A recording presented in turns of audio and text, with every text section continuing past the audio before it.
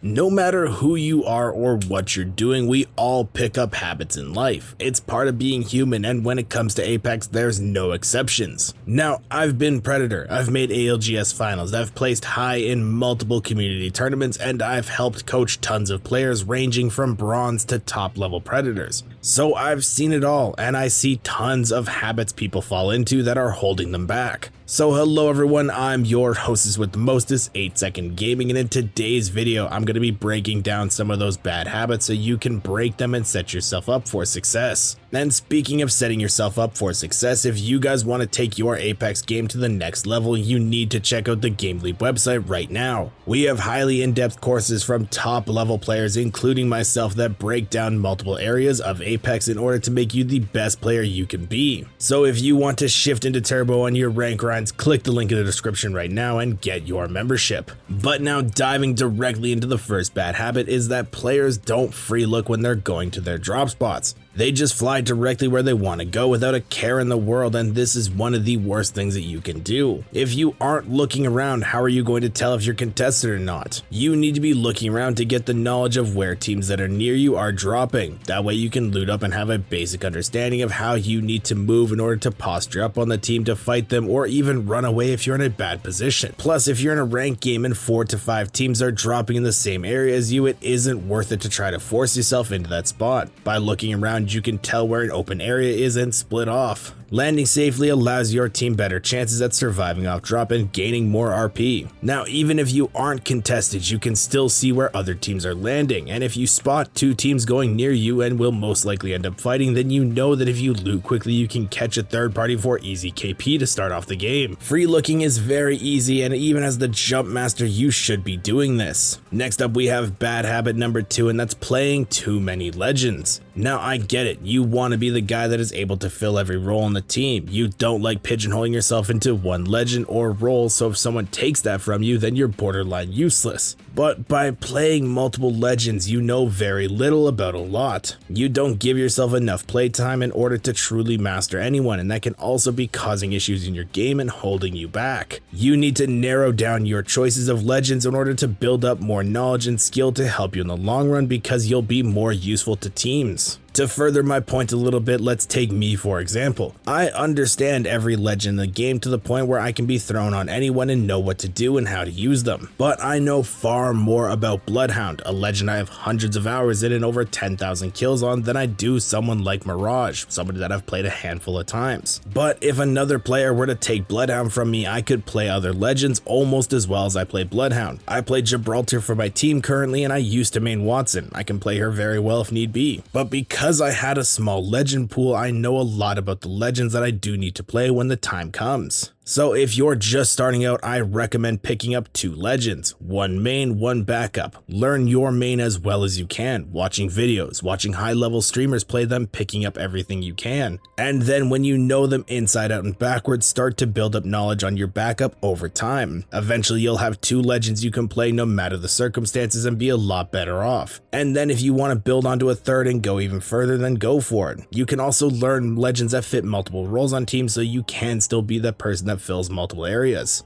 Now, moving into bad habit number 3, it's poor communication skills. And for this one, I'm not talking about not using your microphone or basic things like that. I'm talking about not understanding how to give callouts, so you don't give enough information or you give too much and clog up comms. This is a huge one that affects players of all ranks. So to fix that, let's break down the needed information for a good callout so you know exactly what to do next time. Starting off, number 1, what legend are they playing? Is it Wraith, Octane, Caustic, Valkyrie? Your team needs to know who you're talking about so they can focus them. Number 2 is using the right damage term. Tagged is you did damage, not a lot, not a little. Hit is a little bit of damage. Lit is a lot of damage. Cracked is their shields are gone. Fried or absolute means that they have almost no health left, and one shot means roughly anywhere from 1 to 224 health remaining. Now, before you comment, you and your team may have different callouts, or these may have different meanings to you. Everyone has their own callouts and what works for them. That doesn't make anyone's more right or wrong. Use what fits you and your team best and use the calls that work for you.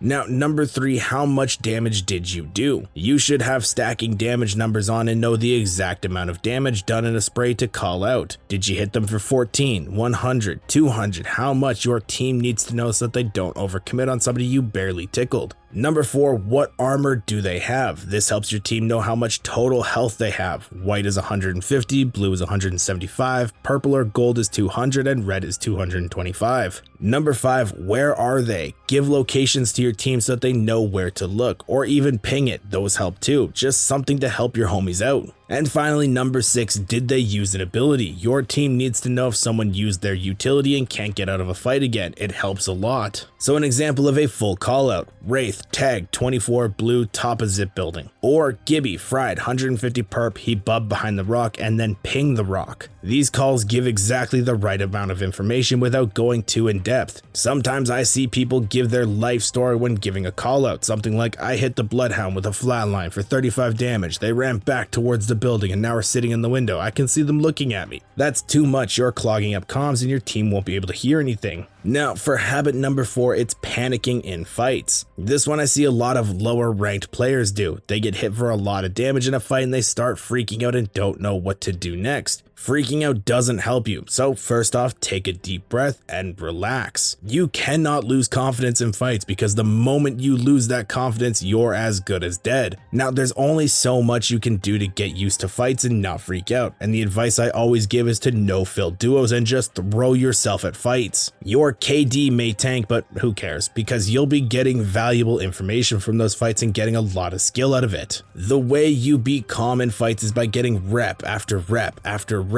I have around 7,000 hours in Apex. I've been in a ton of fights and I still get nervous sometimes. But just stay grinding and keep fighting and eventually stuff will start clicking and you'll be winning a lot more fights. And now bad habit number 5 is dwelling on the past. Oh my lord, the amount of times I've watched a stream or a clip or something along those lines and people dying for the next 5 minutes complain about the game or the gun or the audio and so on is insane. If you die, get your 5 seconds of venting out of the way to help you cope, but after that, either forget the game happened and move on, or look back at what happened from a logical standpoint. Think about what you could have done differently, and if you think you played it perfectly, I promise you, you didn't. There's always something you can do better if you lost a fight. Blaming your mistakes on the game and brushing it off leads to you getting sloppy. An excuse people love to throw out, and I'm sure you've heard it too, is, I only lost that fight because the PK does 9 damage, the gun sucks, stupid game. In other words, what they really meant to say was, I missed my shot and he hit his, winning the fight. You know, maybe next time I shouldn't peek the door and try to heal up a little bit. I had cover and I didn't use it. Stupid me. If you died, you died. Leave it at that and move on. If you continue to dwell on the past, you will tilt and continue to play worse and lose a lot more points. We all fall into our bad habits and it takes a lot of dedication to break them, but I promise you, if you stop doing these things, you will see tons of improvement. I hope you guys learned something from this video, and if you did and you want to stay up to date with even more Apex Legends tips and tricks, don't forget to smash that sub button and ring the bell. Thank you all for watching. Once again, I'm HARDSTUCK Gaming and I will see you in the next one.